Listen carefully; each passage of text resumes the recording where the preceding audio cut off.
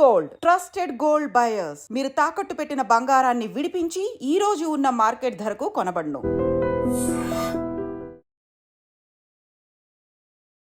Hi, hello, నమస్తే, welcome back to iDream media.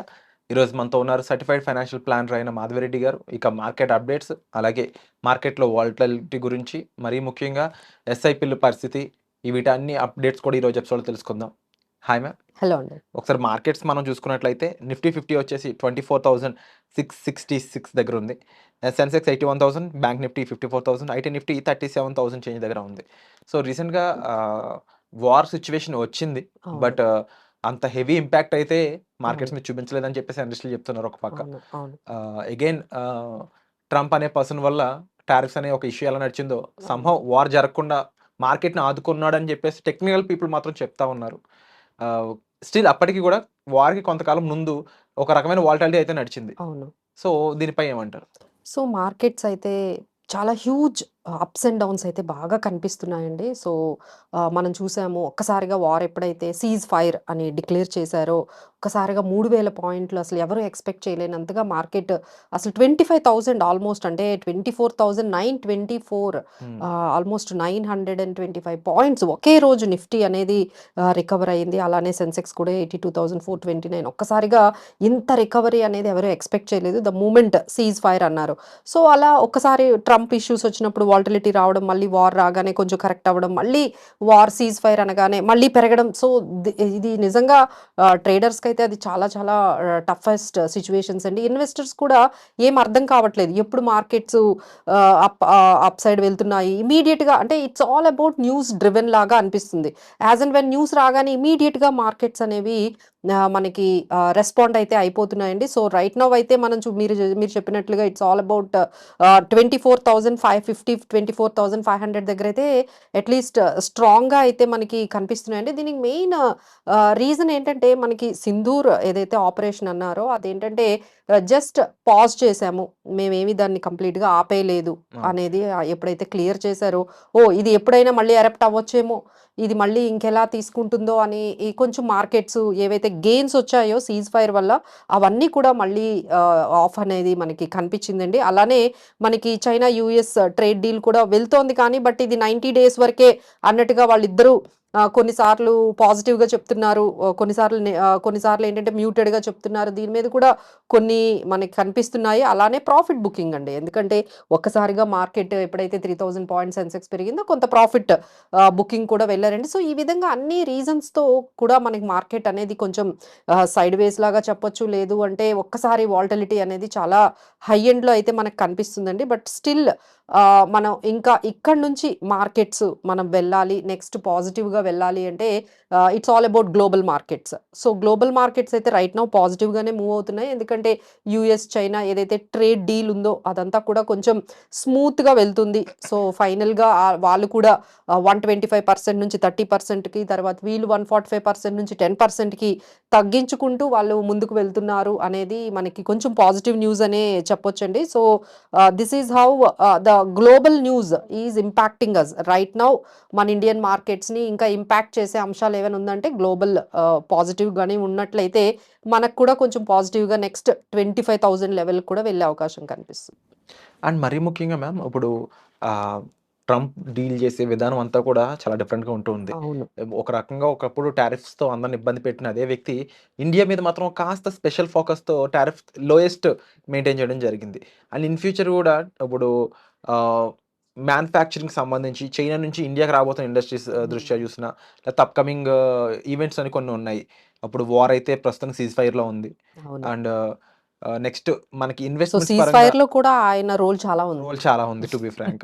And ఇప్పుడు FIs పెరిగే ఛాన్స్ ఉంది అని చెప్పేసి కొంతమంది అనలిస్టులు చెప్తా ఉన్నారు. ఎఫ్ఐఎస్ వచ్చాక ఇండియన్ మార్కెట్స్ ఇంకా పెరగడానికి స్కోప్ ఉందంటారా?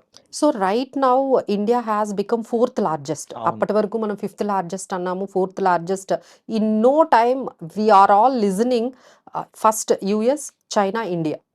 ఇప్పుడు ఇంకా ఫస్ట్ ఎప్పుడైనా సరే చైనా అండ్ యుఎస్కి ఎప్పుడో రైవలరీ ఉంటుంది. సో చైనాని బీట్ చేయాలంటే ఇండియాని కొంచెం పుష్ చేయాలి. సో, ఇండియాని కొంచెం పుష్ చేస్తూ ఉన్నారండి యూఎస్ వాళ్ళు. బికాజ్ దే వాంటెడ్ అంతా కూడా మ్యానుఫ్యాక్చరింగ్ సప్లై చైన్ అంతా కూడా ఒకే దగ్గర చైనా దగ్గర ఉండిపోతే మనకి ఎప్పటికైనా ప్రాబ్లమ్ అవుతుందని యూఎస్ ఏం చేస్తుందంటే ఇండియాని కొంచెం పాజిటివ్‌గా తీసుకుంటుందండి. సో, ఎంటైర్ ఈ ఇష్యూలో మనకి చైనా అండ్ యూఎస్ ఏదైతే ఈ ట్రేడ్ వార్ జరుగుతుందో లేకపోతే ఆధిపత్యం గురించి జరుగుతుందో అదంతా కూడా మనకి పాజిటివ్‌గా అయ్యేటట్టుగానే ఎక్కువగా కనిపిస్తుంది. But we need to be very careful అండి. ఎందుకంటే ఆయన వెరీ అన్‌ప్రెడిక్టబుల్.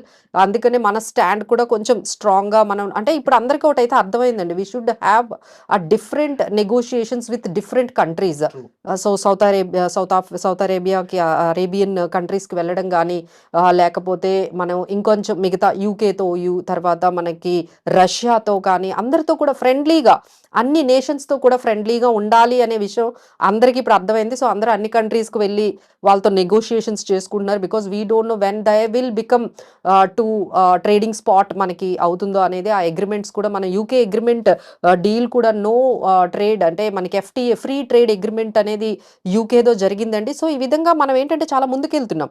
సో, అదేంటంటే that is becoming like we are competing అవును. విత్ చైనాతో మనం కంప్లీట్‌గా కాంపిటీటర్స్‌గా అన్ని చోట్ల కనిపిస్తున్నాము. So, that we have to be very much focused. ఇక్కడి నుంచి మనం తీసుకునే ప్రతి అంటే అందరూ కూడా అబ్జర్వ్ చేస్తున్నారు. ఇండియా ఏం చేస్తుంది అనేది. జియోపొలిటికల్‌గా చూసినట్లయితే ఇండియాకి, అదర్ కంట్రీస్‌కి ఎలాంటి రిలేషన్స్ ఉన్నాయని చెప్పడానికి ఇండో పాక్ సిట్యుయేషన్ అనేది ఒక అవును. హెల్ప్‌ఫుల్‌గా మారిందని అవునవునండి. చెప్పొచ్చు. So, America yeah! ఇన్వాల్వ్‌మెంట్ కూడా. కరెక్ట్ అండి. సో, ఇప్పుడేంటంటే ఇండియా ఎప్పుడైతే ఈ పాకిస్తాన్ ఈ యుద్ధంలో మనం ఏం చేసామంటే సో, మన స్ట్రెంగ్త్‌నంతా చూపించాం. ట్రూ. డిఫెన్స్ వేలో కానీ అందరూ షాక్డ్ అనమాట. ఏంటి ఇంత డిఫెన్స్ ఇంత సిస్టమ్ ఉందా వీళ్ళకి? ఇంత స్ట్రాంగ్ డిఫెన్స్ సిస్టమ్ అనేది ఉందా అనేది ఇప్పుడేమవుతుందంటే లైక్ ఎప్పుడు డిఫెన్స్ ఎక్విప్‌మెంట్స్ అన్నిటిని ఎక్కడి నుంచి తెచ్చుకునేవాళ్ళు ఐదర్ యూఎస్ నుంచి మేజర్‌గా డిఫెన్స్ ఎక్విప్‌మెంట్ తెప్పించుకునేవాళ్ళు, లేకపోతే యూరోప్ నుంచి, చైనా నుండి తెప్పించుకునేవాళ్ళు. ఇప్పుడు now they are looking why not we get it from India. India నుంచి మనం మ్యానుఫ్యాక్చరింగ్స్ ఏవైతే డిఫెన్స్ ఎక్విప్‌మెంట్స్ ఉన్నాయో అవన్నీ తెచ్చుకుందామని వాళ్ళు అన్ని కంట్రీస్ కూడా ఆల్రెడీ ఆర్డర్స్ అనేవి ప్లేస్ చేస్తున్నాయండి. So, we are making like manufacturing defence equipment hub లాగా మనం ఇండియాని ప్రొజెక్ట్ చేయగలిగాము. బికాస్ ఆఫ్ దిస్ వార్ అందరూ కూడా మన ఎక్విప్‌మెంట్స్‌ని, మన టెక్నాలజీని ఎంత ఫాస్ట్‌గా కంప్లీట్ చేసేసామంటే 3 డేస్‌లోనే వాళ్ళు ఇక మాకు వద్దు, వార్ వద్దు అని తెచ్చుకున్నంత వరకు చేసామంటే so, we can understand everyone has understood మనకున్న స్ట్రెంగ్త్ ఏదో అనేది. సో, అందుకనే మేము ఏం చేస్తున్నాం అంటే ఇప్పుడు ఎక్కువగా డిఫెన్స్‌కి సంబంధించిన కొన్ని స్టాక్స్‌లో ఎక్కువగా ఇన్వెస్ట్‌మెంట్స్ చేయమని కూడా చాలా మనం కనిపిస్తుంది. Like BDL, BEL, Paras defence, HAL అలానే డ్రోన్‌కి సంబంధించి కూడా మనం చాలా ముందుకి వెళ్తున్నామండి. So, the way we are use the drones ఎందుకంటే ఈసారి ఎక్కువగా మనకి ల్యాండ్ మీద ఎక్కువ ఏం జరగలేదు. అంతా ఎయిర్ స్ట్రైక్. కూడా ఎయిర్ స్ట్రైక్స్ ద్వారానే మనకి చాలా వరకు జరిగింది. సో, అందులో ఎక్కువగా మెయిన్ ఏంటంటే ఈ మిలిటరీ ఎక్విప్‌మెంట్‌లో మనం చూసుకుంటే drones have taken very good place అండి. సో, అలానే డ్రోన్‌కి సంబంధించిన కొన్ని స్టాక్స్ ఉన్నాయి. లైక్ ఐడియా 4, జెన్ టెక్నాలజీస్, ద్రోణాచార్య, పరాస్ తర్వాత స్పేస్ టెక్నాలజీస్. సో, మన ఫ్యూచర్ అంతా కూడా ఎవరైతే ఈ పర్టిక్యులర్ జోన్‌లో అంటే డ్రోన్‌లు తయారు చేస్తున్న ఈ డ్రోన్స్ తయారు చేస్తున్న టెక్నాలజీ ఉన్న మంచి వాళ్ళకి మంచి ఆ కంపెనీస్‌కైతే మంచి డిమాండ్ ఉందని అయితే మనం చెప్పొచ్చండి. So, now everyone is focusing let's invest in defence as well as ఈ డ్రోన్‌కి టెక్నాలజీకి సంబంధించిన కంపెనీస్‌లో అయితే ఇన్వెస్ట్ చేస్తున్నారండి. డెఫినెట్లీ ప్రతి ఒక్కరు కూడా ఈ ఫండమెంటల్ రీజన్స్‌తో పాటుగా టెక్నికల్ రీజన్స్ అన్నీ కూడా తెలుసుకొని ఇన్వెస్ట్ చేయడం అనేది చాలా మంచిదండి. అయితే ఇలాంటి ఈ ఇన్ఫర్మేషన్ కోసం అయితే మాత్రం మీరు తప్పకుండా ఒక సర్టిఫైడ్ ఫైనాన్షియల్ ప్లానర్ సంప్రదించాల్సి ఉంటుంది. ఇన్వెస్ట్ ఓన్‌గా చేయాలనుకున్నప్పుడు నాలెడ్జ్‌ని అక్వైర్ చేయడం కూడా చాలా నెసెసరీ అని చెప్పొచ్చు. సో, దానికి సంబంధించి మీరు డిస్‌ప్లే అవుతున్న నంబర్స్ కాల్ చేసి మ్యామ్ యొక్క హెల్ప్ అనేది తీసుకోవచ్చు. వచ్చే ఎపిసోడ్‌లో మళ్ళీ కలుద్దాం. Thank you so much ma'am. Thank you.